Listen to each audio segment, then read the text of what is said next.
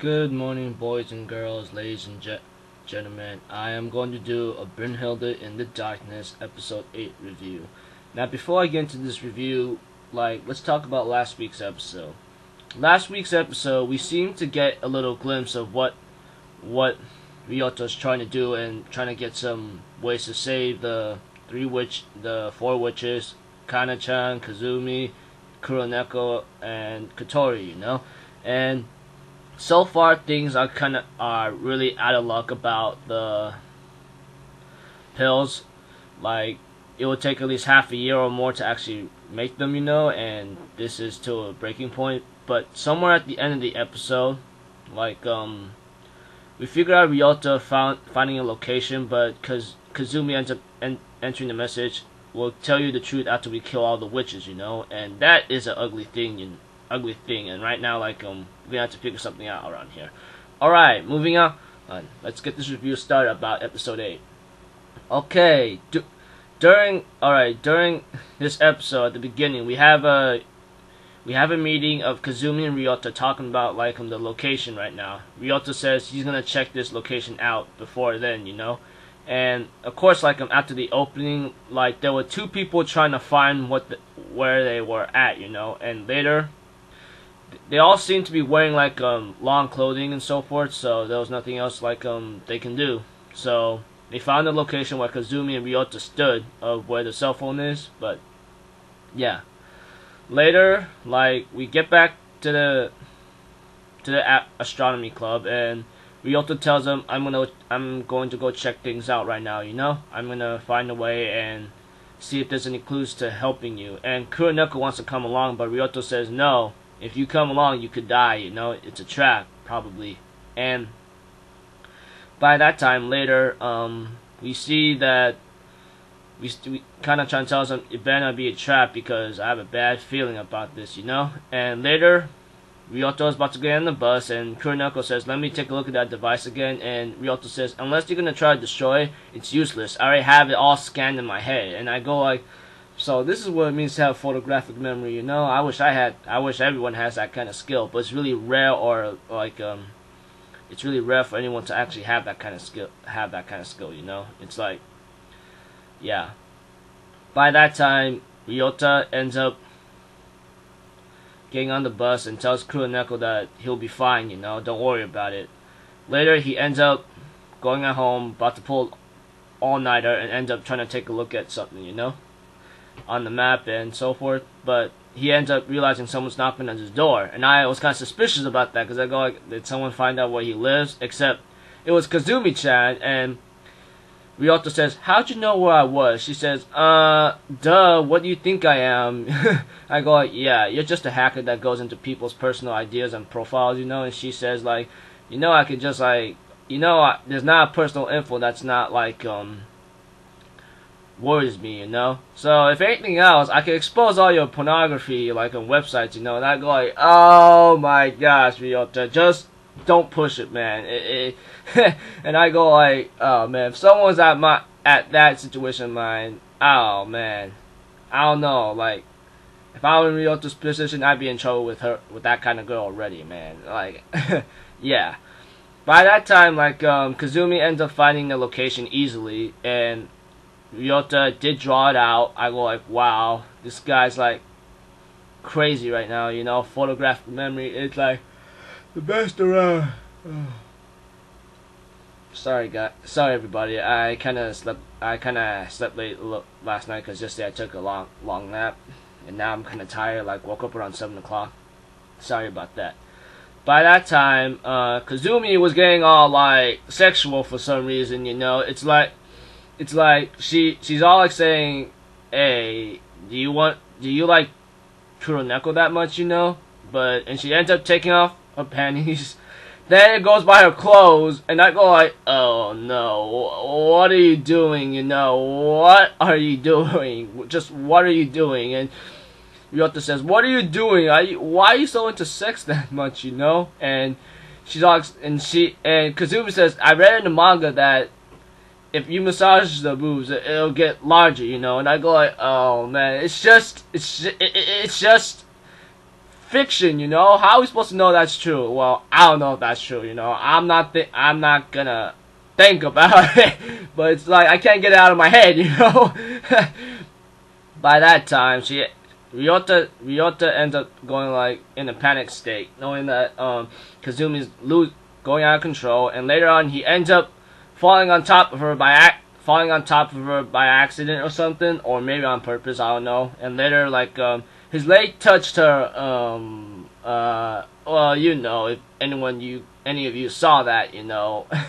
I'm like, oh dear me, and then like Kazumi wraps her arms and body around him, going like, don't worry, nothing's gonna happen. If there's a mistake, I'll let it go. And I go like, oh man, I don't even know what the hell is going on. Ryota is on the bed, so is Kazumi-chan on the same bed with him, you know, and Ryota's thinking, man, it's really hard for me to sleep, especially when there's a girl around me. Then Kazumi ends up wrapping her arms around him, says, can you sleep? Can't you sleep, you know? And Ryota ends up doesn't really say anything, and Kazumi tells him, just don't do anything stupid tomorrow, alright? Promise me that. And Ryota ends up going to a location, seeing a burnt up church, you know, and so forth. And he ends up talking to an old woman what happened, but later on, like, he ends up going back or something, and the old woman says, I'm the one that should be apologizing, you know. And he gets caught by the police and is about to attempt arrest, you know. I mean, he was about to, like, die or something, but Kuroneko comes in to save him and destroyed the guns and so forth. And there's another thing, like Ryota gets pinned down to the ground, you know, like by a freaking chief, but he ends up being teleported by Kotori, and this kind of gotten to a point where Kuroneko and Kotori tells him that you lent us your strength a lot. Now it's our turn to lend you ours, you know. And by that time, like, Ryota says, hey, I don't know what to say, you know. And later, he ends up going back, but not before, like, there was a police report and something about alien fertilized egg, the weirdo doctor guy, like, saying that it'll take more than a month to actually make the pills, you know, for the witches. By that time, like, we end up seeing the, how am I supposed to say it? Like, we go back to the astronomy club and so forth, and later we end up seeing, like, Kazumi end up talking to Kana-chan, and Kana-chan says, let me tell you this, alright? I was about to kill you because of something about this Valkyrie thing. And I go, like, think in my mind, Kana-chan, how can you kill Kazumi if you are not even moving, or you cannot move and only using your left hand, you know? I just don't know. I really just don't know. I just don't know. Later, we end up seeing Kazumi being all perverted and so forth, opening Kana-chan's chest. She goes like, hey, no, stop touching me. And then Kuroneko comes and goes like, what's going on? And then Kana-chan says, hey, Kazumi-chan was about to rape me or something, and so forth. Takes the device away, says, hey, Kana-chan, have some pudding, you know, and knowing that she can't talk or anything. And Kazumi ends up taking the device away, and then Kotori says, hey, that was supposed to be my pudding, Kotori says, and Kazumi goes like, hey, you had enough, you big fat pig, or something, you've grown big enough. And then this hurt Kotori real bad, and she fell down to the ground, and I go like, oh man, what a crazy, fanatic, funny stuff right here, you know. But kind of like too much fan service around, you know. But yeah, first the fan service goes with Kazumi, and the one with like Kana-chan, I'm like thinking, oh my gosh, you know. You know, oh man. Sorry, I'm just like thinking about how these moments like came out of control, you know. And later we end up seeing that how am I supposed to say it? The police, along with the guy with the blue hair that's working with the doctor about the witches, and then he brings in a certain person to like check out with the police, you know, and they end up explaining everything a bit by bit. But later, like he ends up using a witch that's disguised himself, that's called Nanami, I believe. I don't know, but get me wrong. But he tells her like, do what you are told and you won't die, alright? That's all I have to say. So the witch ends up takes off the clothes that's what's covering up her entire body, you know, and they end up looking at she ends up going to a crowd and then closes her eyes, lifts up her skirt a bit, and everyone seems to be like, what the hell are you doing, you know, with that kind of facial expression. And we see her face with like white hair, and her eyes open, and her eyes end up glowing with the blue light, you know, and by that time, it's like, I guess they're gonna be tracked down sooner or later, you know, and it ends just right about there, you know. There was nothing else more like anyone else can do. Yeah, that's the end of episode 8.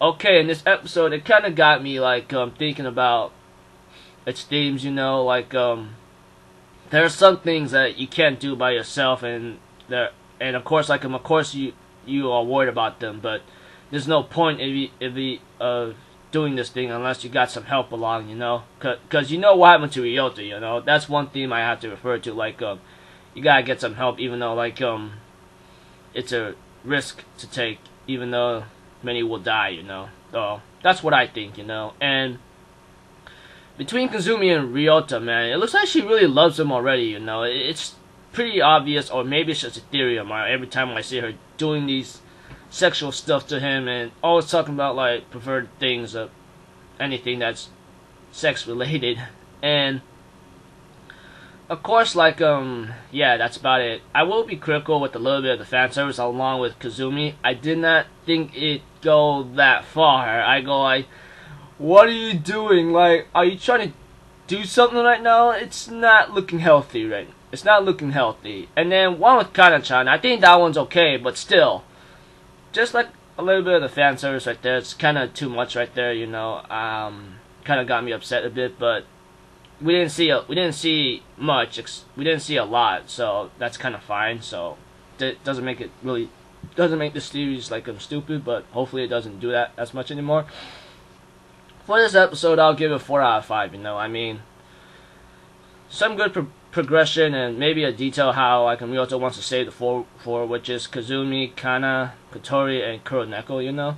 And later, like, we just have to wait and find out what's going on in next week's episode, you know. Kind of excited for it, but didn't see the preview.